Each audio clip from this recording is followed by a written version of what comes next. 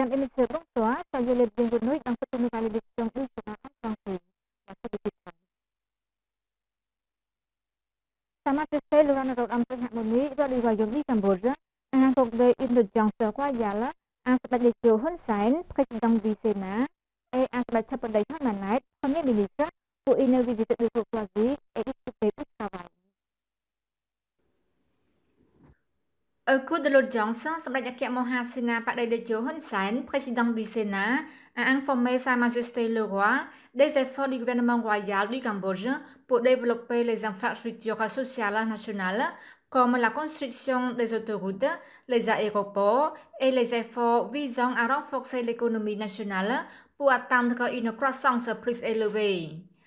Samradetio a également informé de l'excellente coopération entre le Royaume du Cambodge avec les pays voisins et le monde dans des domaines clés pour parvenir à un développement encore plus grand. Profitant de cette occasion, Samradetio Hun Sen et Samradetio Hun Manet ont souhaité la reine mère de la nation khmer à l'occasion de la cérémonie royale d'anniversaire de la reine mère âgée de 88 ans qui fêtera ses 89 ans cette année d'une bonne santé, d'une longévité. À cette occasion, Sa Majesté le Roi Nội Am Harmony, roi du Royaume du Cambodge, a exprimé sa sincère gratitude à Samdech Mohasena Padadetio Hun Sen et à Samdech Mohabawat Hun Manet, chef exceptionnel du gouvernement royal du Cambodge, qui sont des gens patriotes qui ont travaillé dur pour diriger, défendre et construire la patrie du Cambodge dans la paix, l'unité nationale et le progrès dans tous les domaines. Sa Majesté le Roi a vivement félicité Samdetio et Samdetio pour leur grande attention pour le bien-être de la population et ont poursuivi leurs efforts pour réaliser des réalisations dans le domaine des infrastructures et de la promotion du secteur économique afin de favoriser le développement du pays et d'améliorer la vie de la population cambodgienne.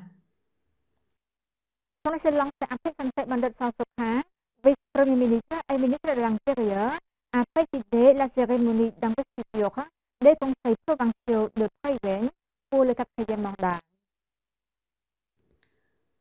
Lors de la cérémonie d'investiture des conseils provinciaux de Préven pour le 4e mandat, Son Excellence Ampisante Bandit Sosokha, vice-premier ministre et ministre de l'Intérieur, a souhaité que le conseil provincial est un représentant du peuple dans toute la province qui a le pouvoir de prendre des pouvoirs tant législatifs qu'exécutifs pour gérer les affaires locales en réponse aux besoins des habitants.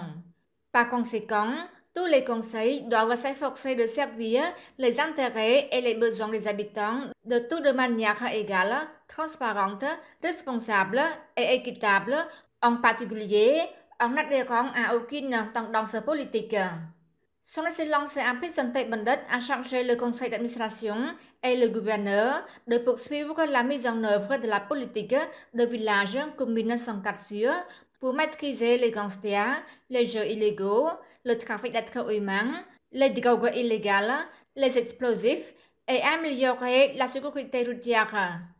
En plus, le conseil d'administration doit être un serviteur des gens à l'ère numérique, rapide, efficace et chaleureux envers la population locale. Il convient de noter que l'élection du conseil capital provinciaux, municipaux, de district et du Khan a commencé en 2009 après que le Cambodge a établi et commencé à mettre en œuvre la loi sur l'administration de la capitale, de la province, de la municipalité, du district et du Khan en 2020. Ces conseils reçoivent des pouvoirs dans le cadre de leur mandat par le biais d'élections des conseils communaux au nom du peuple. Selon les résultats officiels annoncés par la Commission électorale nationale CNE, le nombre total de conseils de la capitale, provinciaux, municipaux, de district et de Khan du 4e mandat est de 4200, dont 559 sont les conseils de la capitale et des provinces et 3641 conseils municipaux, de district et du Khan.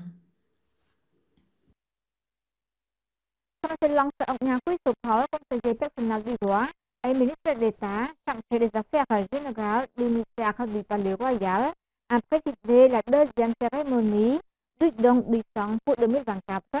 sous le thème Nous donnons ensemble du sang pour sauver des vies. Organisé par l'Union des fédérations de la jeunesse du Cambodge, le ministère du Palais Royal, en collaboration avec le Centre national de transfusion sanguine, cette cérémonie a pour but de célébrer la journée mondiale des donneurs de sang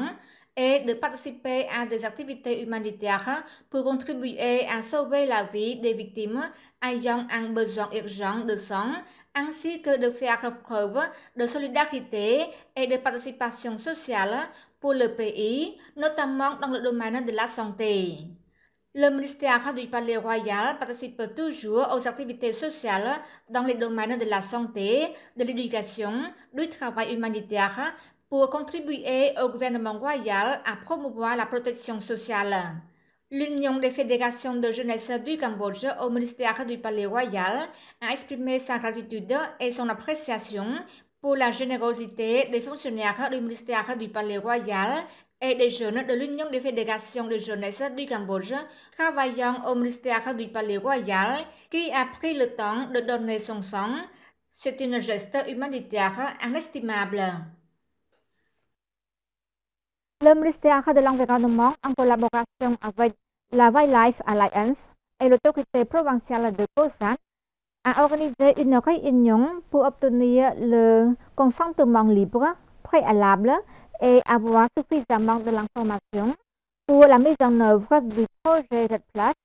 à la commune Do Saom, district de Viêng Vàng, province de Busan.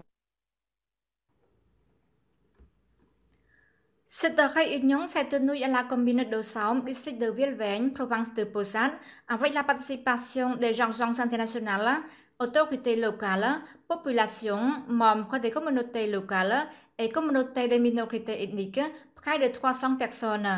C'était la 8e fois que le ministère de l'Environnement, en collaboration avec la Wildlife Alliance et l'autorité provinciale de Busan, organisé la réunion pour promouvoir le projet Red Plus de montagne des Cardamom du Sud, commune de Saom, et l'organisation de faire en sorte que la population participe au scrutin secret avec neutralité et transparence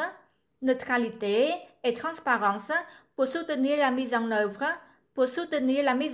du projet Red Plus de montagne des Cardamom du Sud afin d'améliorer les moyens de subsistance de la communauté ainsi que la conservation des forêts et de la biodiversité dans la commune de Saom, le présent et le futur. La réunion de diffusion sur le projet Red Plus de montagne des Cardamom du Sud vient de se tenir dans la région de Chai Areng, province de Koh Kong, avec la participation d'un grand nombre de membres de la communauté locale et de la communauté des minorités ethniques et un soutien de plus de 80% au projet. Il s'agit d'un résultat fiable montrant que la mise en œuvre du projet est très efficace pour améliorer les moyens de subsistance des populations locales, respecter les droits traditionnels et la propriété foncière, ainsi qu'assurer une protection efficace des forêts et de la biodiversité. La 8e réunion sera mise en œuvre dans tous les 29 communautés ciblées dans 3 provinces, Busan, Koh Kong et Kampong Speu.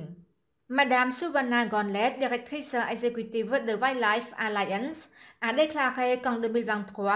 le programme de développement et de choix des moyens de subsistance communautaire du projet Red Plus de montagne des Cardamom du Sud a reçu 2 43 733 $, soit équivalent de 36% du budget annuel du projet. Ces fonds sont distribués directement aux communautés par l'intermédiaire du comité de gestion des dépenses Red Plus, notamment la construction d'infrastructures, de puits, de routes, d'écoles, de lampes solaires